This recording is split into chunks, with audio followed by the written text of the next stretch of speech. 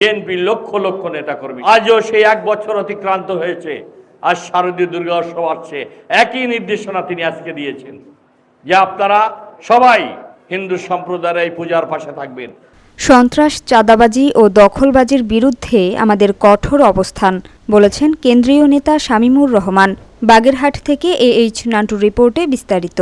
বাগেরহাটের মোংলায় শারদীয় দুর্গোৎসব উপলক্ষে তারেক রহমানের পক্ষে খাদ্য সামগ্রী ও নগদ অর্থ বিতরণ শেষে বিএনপির গবেষণা বিষয়ক সম্পাদক কৃষিবিদ শামীমুর রহমান শামীম এসব কথা বলেন।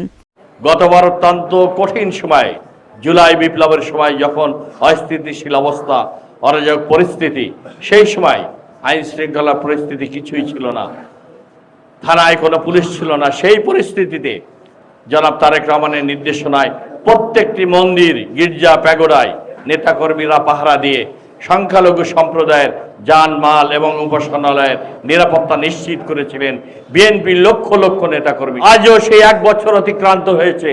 আজ শারদীয় দুর্গোৎসব আসছে, একই নির্দেশনা তিনি আজকে দিয়েছেন যে আপনারা সবাই হিন্দু সম্প্রদায়ের এই পূজার পাশে থাকবেন, তাদের জানমাল, মন্দিরের নিরাপত্তা নিশ্চিত করবেন। নৌবাহিনীর সদস্যরা শান্তি শৃঙ্খলা রক্ষা করার জন্য এই মোংলার 6টি ইউনিয়ন পৌরসভায় তারা কাজ করে যাচ্ছে।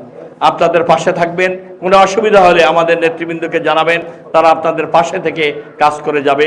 আমরা কেউ আইন হাতে তুলে নেব না, কেউ অরাজক পরিস্থিতি সৃষ্টি করব না, কেউ যেন নৈরাজ্য সৃষ্টি না করে, দখলবাজি, চাঁদাবাজি করে জনজীবন বিপর্যস্ত না করে।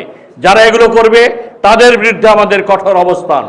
আপনাদেরকে মনে রাখতে হবে, কেউ যেন আমরা কারোর উপর জুলুম না করি, কারোর উপর অবিচার না করি, কারোর জায়গা, ঘের বাড়ি দখল না করি।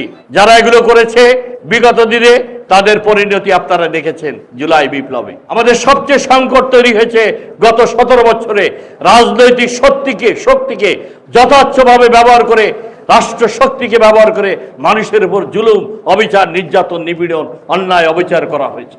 আমরা দেখেছি সন্ত্রাসের অভয়ারণ্য ছিল এই বাগেরহাটের রামপাল মোংলায়। অসংখ্য মানুষকে হত্যা করা হয়েছে, জেল জুলুম মামলা দিয়ে কারাগারে রাখায় এলাকা থেকে বিচ্ছিন্ন করা হয়েছে, বিতাড়িত করা হয়েছে। এটা হলো গত 17 বছরের আওয়ামী লীগের দুঃশাসনের ইতিহাস।